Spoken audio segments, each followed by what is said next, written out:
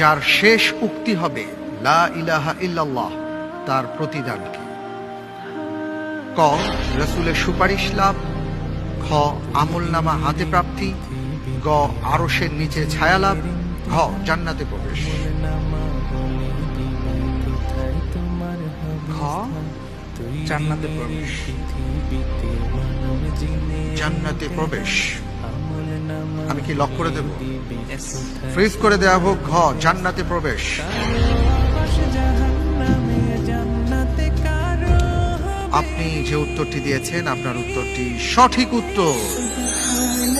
হাদিসের মধ্যে এসছে, রাসূল সাল্লাল্লাহু আলাইহি সাল্লাম ইরশাদ করেন, মান ক্বালা লা ইলাহা ইল্লাল্লাহ দাখালাল জান্নাহ।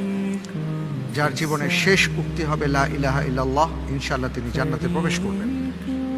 আমাদের প্রত্যেকের কামনা বাসনা এটি, জীবনের শেষ কথা যেন আল কালিমাতুত তাইয়্যিবা হয়।